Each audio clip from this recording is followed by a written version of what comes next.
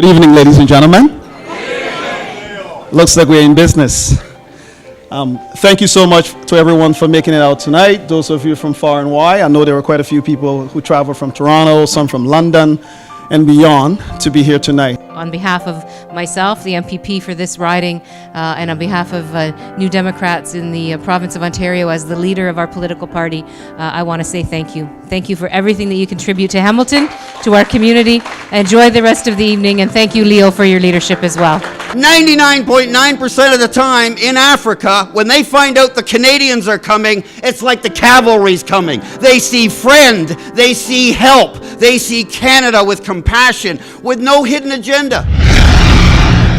Lafayette City Parish President Joey Durrell welcomed a special guest to town this morning. President Durrell hosted the Liberian ambassador to the U.S., Jeremiah Sulunteh, in his office this morning. They had previously met a few weeks ago at the Washington, D.C. Mardi Gras event, where Sulunteh was a guest in the Lafayette Hospitality Suite.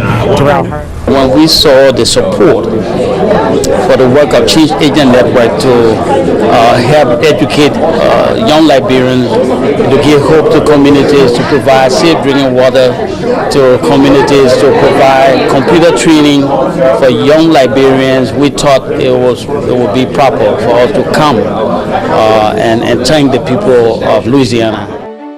Our guest on This Is America and the World is Ambassador Jeremiah C. Sulunteh. Well, Dennis, let me say that I was part of the advance team for Michelle Obama's trip to Liberia. She had gone to launch the Let Girls Learn project, and she went with her two daughters and her mom. It was so exciting. So I was privileged as the ambassador to be part of that team, to go ahead and prepare for her coming. Liberians could not wait to see Michelle and the two girls, and it was an awakening moment for Liberian girls to see these two beautiful American young ladies that could be role model for some of our young kids coming out. So it was a good thing. And then also, Brother Sulunteh, when I first met him, was the Postmaster General. I saw in this man a dignity and a statesmanship that I knew I had to strive to reflect. But it wasn't until I actually had a chance to travel to Liberia, when at that time he was the Minister of Labor, that I realized his connection to the youth of the country. And that regardless of the years that pass on, this is a man who remains in his youth. He never forgets the children of Liberia. And in the children of Liberia, you see a resilience. I've seen it with my own eyes. If you know about Liberia, you know about the adversities. Am I right? Liberians, am I right? But if you know about Liberia, you know about resilience. Am I right? And when I had the privilege to travel to Liberia and reconnect on the west coast of Africa, and I say reconnect because oftentimes in the diaspora we have been cut off from our roots, our language, and our history stolen. Resilience. I've seen it with my own eyes. And in being on Broad Street in Monrovia, I was shocked about the black market that was in this capital city. They have dealers in Liberia. These dealers were dealing in the black market of textbooks, sold at a price that would equal our own here today. And the demand for these books is so fierce that they had stalls of books all across this black market of textbooks. And although Brother Christofferson talked about not being partisan but being political, if I could be political for a second, and I apologize in advance if I do offend anybody in this assertion, but there has been a reputation for corruption in Liberia. We have a Canadian exceptionalism where we think we don't have that stuff here, but believe me, it's here. But the particular type of brand of corruption, fed mostly, if I should say, by foreign investment and foreign companies, there were multiple opportunities for turnover in the government under Ellen Johnson Sirleaf. For the Liberians who are here, you know what I'm talking about. You read Front Page Africa. But I can say this emphatically, that at every turn, at every investigation, Jeremiah Sulunteh always came through clean.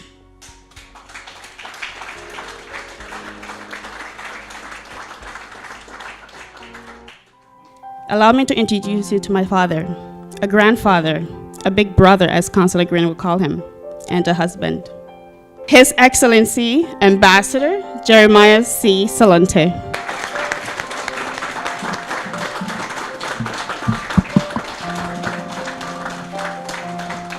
My brothers and sisters, fellow Liberians, and moreover the volunteers at the door who put together this program tonight, I want to thank you from the bottom of my heart. Liberia, as Brother Green said, has a lot of resources. But I think our problem have been management issues. And you and I know that. I'm being diplomatically blunt. And so to reclaim the future would require you and I asking ourselves, what can we do to make Liberia a better place? We stand on the shoulders of the silent majority of the Liberian people. The silent majority are people who have quiet determination. But from the silent majority, you can have good leaders for the future. Leaders that would ensure equal distribution of the resources to everyone, regardless of your status, regardless of your tribe, regardless of your ethnicity, regardless of your location in the country. Liberia does not need job training politicians any longer to go and practice. Liberia, in my mind, and I had no doubt you're thinking like me, need experienced people. The presidency is not a place to go and practice. And I know many of you Liberians sitting here are thinking about the future of our country. Years back, Liberians in the diaspora have always said, whosoever they elect in Liberia is up to them. But I come by to tell you, this is time for you to be part of the decision making that shape the destiny of your country.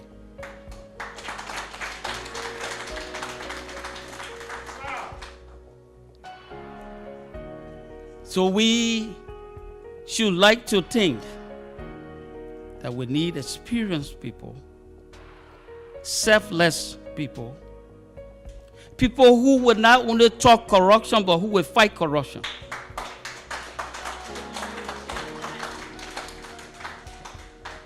We need people who will look at the education, the capacity building of the young people of our country. But tonight we have come by to join the Liberian community here to thank you, the people of Canada, and the international community for standing by us during the Ebola crisis. It might have been the boxes of Clorox. It might have been the few cartons of hand gloves. It might have been the several pallets of PPEs, or the trial vaccine from Winnipeg. They play a critical role. And so on behalf of the Liberian people, we have come by to tell you thank you.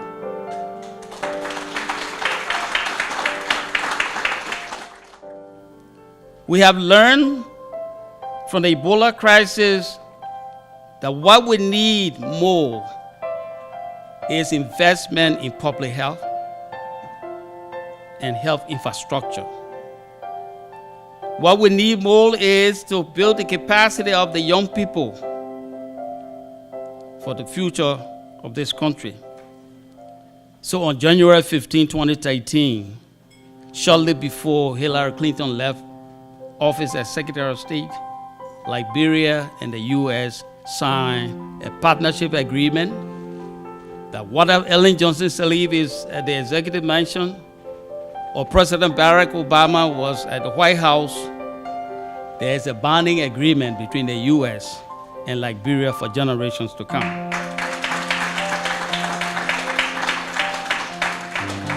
On our watch, we'd like to report that Liberia became part of the President Obama Power Africa initiative. There are only 7 countries that qualify. And it's an encouragement for those of you who have younger kids to see this as an opportunity to go to school, to learn, build their capacity, and who knows? Who knows what they will be tomorrow? When I was pushing boxes at Walmart at night, did I know I would ever be an ambassador back into this country?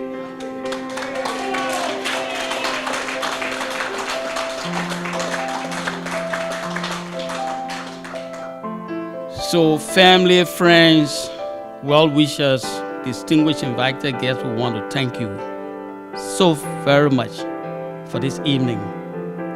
And we look forward to a continual relationship with Canada, with all of you. I look forward to working with you to make sure that we reach this. Once again, thank you for the warm hospitality. Thank you for this evening. Thank you for your friendship.